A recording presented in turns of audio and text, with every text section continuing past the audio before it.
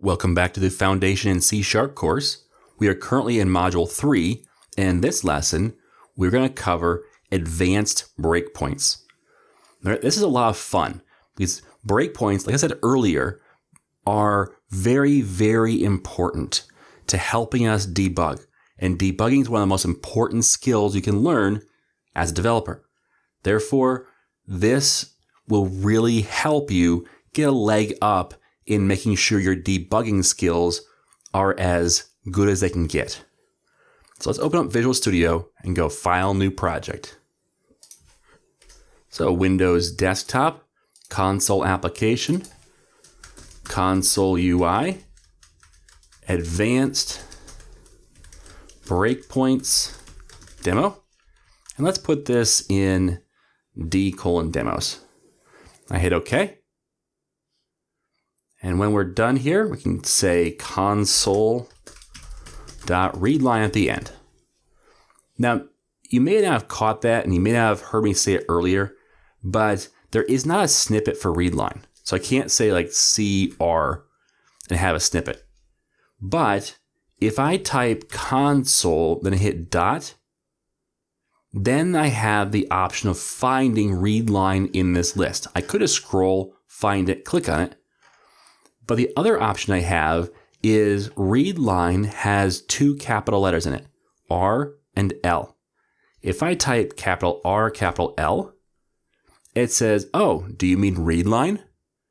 So it says there's only one match here for R and L.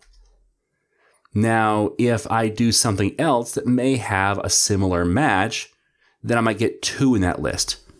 But with this, like just at R, it highlights all the ones that have R, but there's others that have R in there somewhere. So this way, it takes me right to what I want to do, and I can get, and there's a case where there's three different options, but at least it narrows it down really quickly. So for me, I just hit RL and tab, because that finds the only entry, readline, and then tab fills it in. So just one of those helpful, quick hits that can make your programming a little faster. All right, so let's create a method. Make it private, static, void, runs a lot. This method is called the runs a lot method. For I equals 0, I is less than, let's say 1,000. And in fact, we're going to say negative 1,000. So for I equals negative 1,000 to less than 1,000, let's say less than or equal to 1,000, so it's even, it's going to loop through and do something. Okay? So maybe what it will do is it will say, let's do a long, just in case we have a storage space problem, and say total equals 0 to start. And we're going to say a long is a long integer. Means the integer is actually an int 32, and that's a 32-bit, and it's a big number. It really is. Usually you don't need a bigger number than that, but if you did need a bigger number, the next step up is a 64-bit, which is not just twice as big, it's much, much bigger. So just in case we need a larger version, I'm going to use a long, and I'm going to say that let's just add total plus equals I, and then we're also going to say, let's have a test value here. It starts out with 0, it's an int, and we're going to say that test equals I divided by, or let's say 5 divided by I. And we're just testing that code. Now, you may have noticed the problem already. We're going to start at negative 1,000 and go through 1,000, which means in the middle there is 0. 5 divided by 0 is an exception. But let's pretend we don't know that. That'll help us with our debugging later. So let's call the runs a lot method. And let's at the end of this, before we do a console write line that says $, for a string interpolation, and says the total is, and I have no clue what the total will be, but let's find out. All right, so let's run this after we paste it up here and call it. We go to run it, and it immediately throws an exception. And there's nothing on the screen. Now that's fine in programming, in code, because if it stops right on the line where it stops. We can investigate the values I0. So 5 divided by 0, that's the divide by 0 exception. But what if this whole thing, maybe just this right here, we say, no, that might be a problem. So we say, you know what? We're going to surround with a try. We're going to catch the exception, but just say catch. We're not actually going to do anything with it. And we're going to say there was an exception. Okay? Now, that's a horrible message because it tells us nothing about why it happened or what was going on. Also notice I didn't even say exception here because I say, you know what? The catch without anything means catch everything. So if we run this now, it says there was an exception and the total is 0. Well, that's kind of weird. What's going on here? All right. So why is this happening? Why do we get this message? Where does it happen? We don't know. Now we could put a breakpoint in here. Let's do that. Let's put a breakpoint right there, right inside our for loop. We run, it hits the breakpoint. The I is, let's look at the value, it's negative 1,000. So we step through, and that works. We go again. Do you want to do this for 2,000 iterations? Or 20,000 or 200,000? No, we do not. I could hit play here. It goes to the next one, the next one, the next one. And if I kept doing this or hitting F5 to continue, it would keep going. And probably what happens is I would get so bored, I'd hold my finger down, the F5 key, and it'd blaze through, and then throw an exception, and I have no clue where it was. That's annoying. So that's not what I want either. Now, I could take off the catch and change my code. But if I do that, then I have to put it back when it goes into production. Because this is, in theory, this is the intended code. Now, again, like I said, it's not great code, but maybe that's what was intended. So we don't want to change it just for our debugging purposes. Because at that point, if we don't remember to take that code out, the testing code out, then it might go to production with testing code in it, which, first of all, is ugly. Second of all, it gives hackers more information than we want, and it could cause extra problems as well. So that's not a good solution. So what are our other options here? And this is where the advanced breakpoints and other debugging tools come into play. So if I put my breakpoint back where it was, if you right-click on the breakpoint itself, notice there's other options. Well, first of all, delete breakpoint. Okay, we got that. You could have just clicked again, it would have gone away. You can disable this breakpoint. If we do that, it becomes an empty circle, which indicates that, yeah, there's a breakpoint here, but it's not going to pause. That's helpful if you want to, keep the breakpoint there, but not actually have it hit for a little bit while you're testing. So we'll enable that again. Other options, though, are conditions, actions, labels, and export. Let's look at these in order.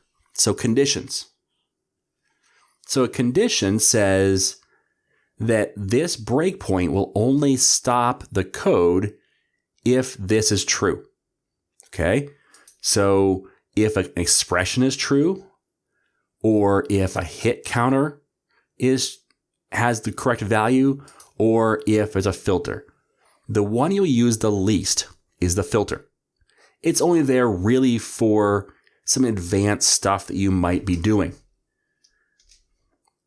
So, for example, you can filter on machine name or process ID or process name or thread ID or thread name. The likelihood of you needing to do that is remote. Okay, that's a small percentage. So we're not going to cover that because it's just way too advanced to get into, what thread are you on? We're not doing multi-threading at this point. But hit count. We could say, well, you know what? After a certain number of times you've been hit, then pause. Or we can say conditional expression, when I is a certain value. And that's true or when changed. All right? So, right away, I see a couple different options we can do. The first one is the hit count. And it's equal to or is a multiple of. So maybe, since we have 2,000 values to go through from negative 1,000 to 1,000, what if we said, you know what, let's do a multiple of 100. Because that way, we're only skipping over and we know then the range is at 100 to 200, 200 to 300. Where is it there that we want, that's the problem? So it makes it a lot faster. We can skip over a group and then we know the range it's in. We can start dialing it in. Let's try that first. All right, so I'm going to hit enter there and it's been saved. Now I could do another condition or an action, but we'll get back to those later. So let's just close this out. Now, my breakpoint is a red circle with a white plus in the middle. That means it's a counter breakpoint, meaning it's counting up or only hitting in certain circumstances. So let's run this again, and we hit our breakpoint. What's the value of I? If we look down here, the value of I is negative 901. And it's still working. Now the value of I is negative 801, still working. 701, still working. 6, 5, 4, 3, 2, 101, negative 1, it's still working. Let's hit it again. And it's still working, but I noticed in the screen that's popped up, there was an exception. So the exception happens between negative 1 and positive 99. Now what I can do is stop the code, go back to my breakpoint, go back to conditions.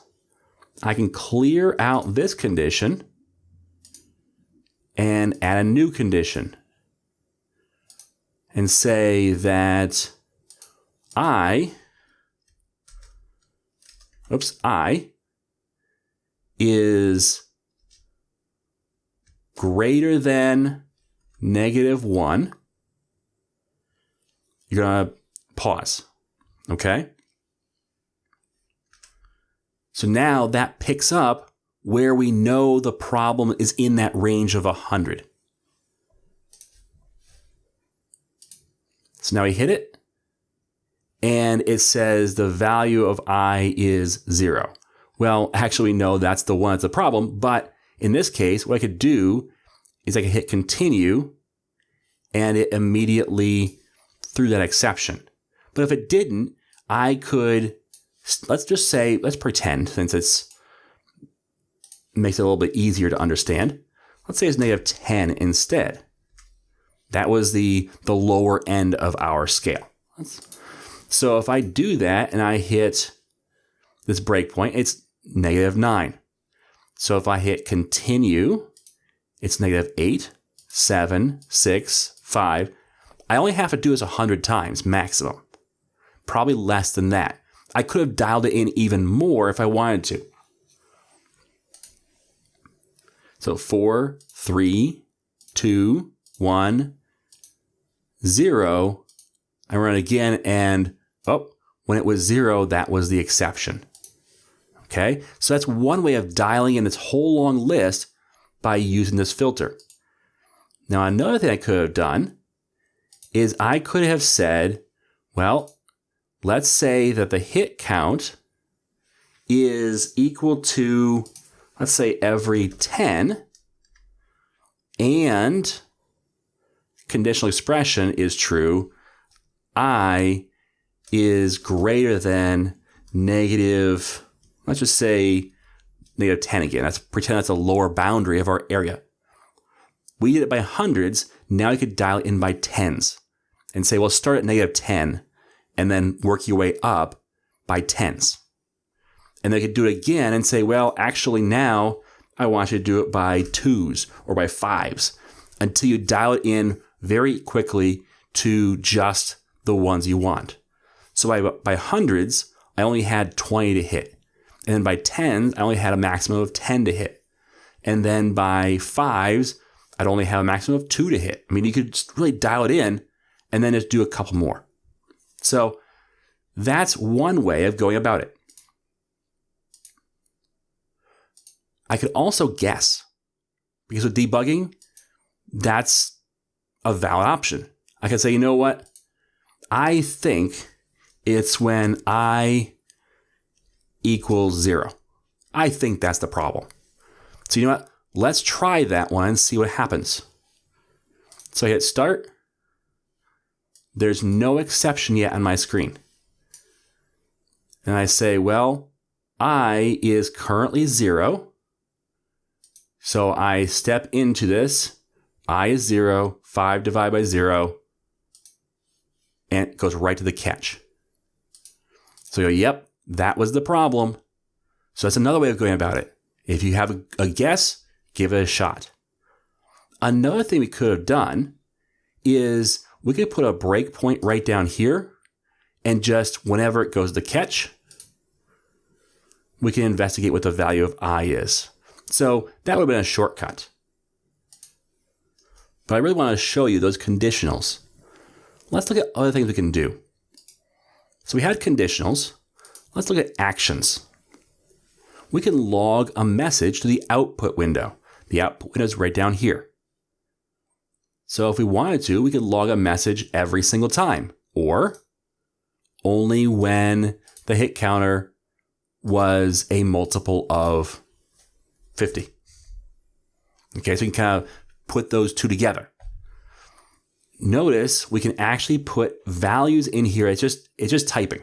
So if I said action and I typed the value of I is, I have to use my curly braces and then put I. And those curly braces work just kind of like a string interpolation, where whatever's inside the curly braces is actual C# code. If you wonder what you could do, hover over this question or this information box, and it tells you all the different options you can do and how to format your strings. So I hit enter to complete that. And now I also have an option here. Do I want to continue execution or not? I could pause at this point, or I could let it just continue, which means this breakpoint won't really stop. It will just put some of the window and keep going, which is great for if you want to put like different test statements in different places. It used to be we'd write actual code. But again, the problem with that is you're changing production code with test stuff that might go into production accidentally and cause problems. With this, you can use your breakpoints to put those conditional statements in, or those test statements, and just log it to your output window. So let's run this. Runs through the whole thing, and of course it gets the exception, it gives us our total. But if we look at the output window, view, output, notice, and let's just kind of make this a little bigger. It's got a whole bunch of values in here. The value of I is negative 951 all the way through down. There's our exception. And then the values go up. Also notice, since that exception gets put to the output window, we know where it is in the list because we have the numbered values.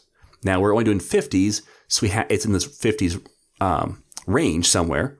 But if we put every 1, there'd be a lot in the output window, but it would tell us exactly where it was that the exception occurred. All right, so that was the view output window, which is right here.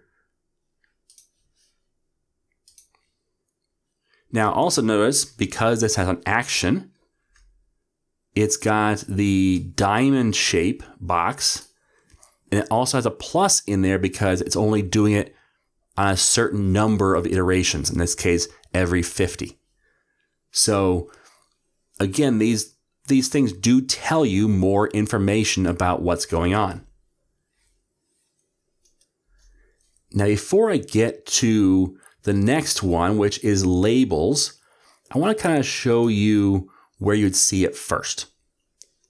And that's the breakpoints window. Let's pin that. Now, this window isn't open by default.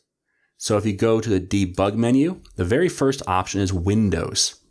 Inside there is the breakpoints window. Click that, and then you have the ability to see all of your breakpoints in your application. So if I scatter some more throughout here, like so,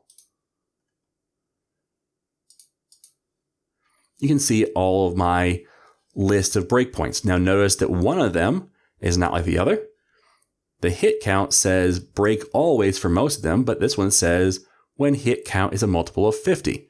That's kind of helpful. But the other thing you can do here is you can actually label your breakpoints, kind of group them together. So we could right click on this breakpoint, say edit labels, and say, you know what, this is a, let's just call it a value check. Notice down here it says value check. And here we're going to edit labels and just check that box. So now they're both value checks. But down here we're going to change this one to say, nope, this one is a output info. And so is this one. All right, so now this list, I can sort by the label. So I can say, okay, these two are the ones that I really want. All right, and you can say, well, I'm going to edit these labels. I'm going to delete just these ones. I'm going to turn them off. Notice I unchecked them. They could become those empty circles because they're disabled. All right, I can export just certain ones. I also have the option up here of disable all breakpoints matching the current search criteria, which is all of them. But I could search by and just say output, because these two are both output info. I could search output info, but output got me what I needed. And now I can disable just those two and the rest stay enabled. Or delete just those two. And then I can just close that out. Another neat thing this window can do is I can actually, and let's look at this, this runs a lot, okay? So new function breakpoint. And say a function name is runs a lot. Hit OK. That's going to put a breakpoint on runs a lot. If I run this, notice it paused right here. I didn't put that breakpoint there manually. It said, oh, well, that's the runs a lot breakpoint. So that's why we stopped there. Okay, it's not there now, but because it matches runs a lot, it's going to put a breakpoint there. And that's the function breakpoint. Okay, let's go ahead and delete that. Now, maybe there's a case where you say, you know what, we want to export our breakpoints so I can give them to somebody else to try out. So I'm working on a problem and I'm just not getting it. And my buddy says, you know what, how about I give you a hand? How about I look at the source code too, and try and figure it out. And I said, okay, great. I tell you what, I'll give you all my breakpoints so you can see where I'm looking and you can have all the setup I've already gone through to get to this point.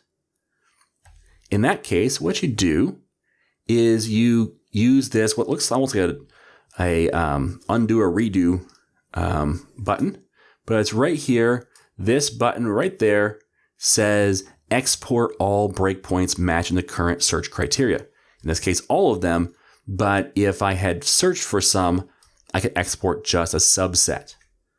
So I can say export, and let's go to d:/demo.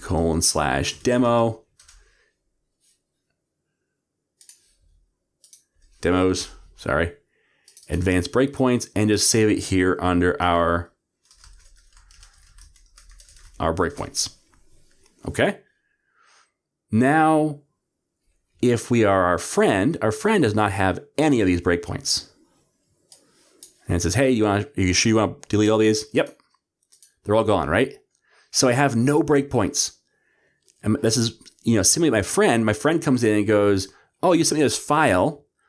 I'll use this right here, the import breakpoints icon. And I'll go and find that XML file that you sent to me. And look at that. Now I have all the breakpoints. Now, obviously, your code has to match. If you have totally different code, that's not going to work real well. But in this case, since we have the same code, it allows us to bring the breakpoints back.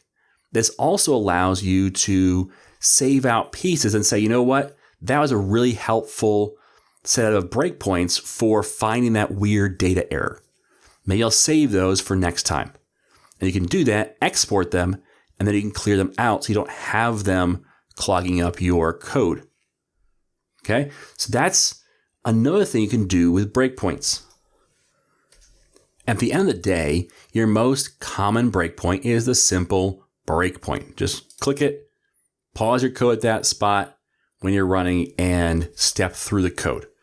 But these advanced breakpoints can really be helpful in tracking what's going on with your application. It may be, let's delete them all. It may be that you just create the monitoring style breakpoint where you say, you know what, I just want an action that logs a message that says, let's just say what the line is. Like that. And then you know every time that line gets hit. So if we run this application, you look at the output window, you see every time that line's been hit. Now, obviously, with one line, that's not really helpful. But if you use these breakpoints all over, you can kind of see the flow of your application without having to step through it slowly. You can watch what happens. Maybe you put the value of I in there every time. And so you kind of see what's going on and see where your application stops or where a value pops up that you weren't expecting. You can read through those logs, and then from there, you can understand what to do next as far as your debugging process. And you can disable certain ones and then put different ones in place and go from there. So the breakpoint tooling system in Visual Studio is very, very helpful in helping us debug. The key is to understand what it can do and take full advantage of its power. All right, and that brings us to our tip, which is use advanced breakpoints to help you narrow down issues and finally find the location of your error. From there, it's a matter of using your logic to fix the faulty code or fix the bad data. But use your advanced breakpoints to help you narrow down finding where that is. Now, in simple applications, a simple breakpoint probably works best, because there's not a lot going on. You can step through it very easily. There's only 10, 15, 30 steps in your entire application. But when an application gets much larger, using advanced breakpoints helps you narrow down where you're looking and finally dial into a specific area or a specific set of data or something like that, where you can then be more specific and not waste your time on stuff that's working. All right, so that's advanced breakpoints. Your homework for today is to create a console application that loops from 1 to 100 and then throw an exception on 73. So just have an if statement in there that says, if I equals 73, throw new exception. Doesn't have to be a special exception, just throw an exception. And then use a breakpoint to break before the breaking situation. So get right up to the exception, but not throw it. Use your advanced breakpoints to do so and kind of get used to how they work. Okay? That's it. Once you're done with that, come on back for the next lesson.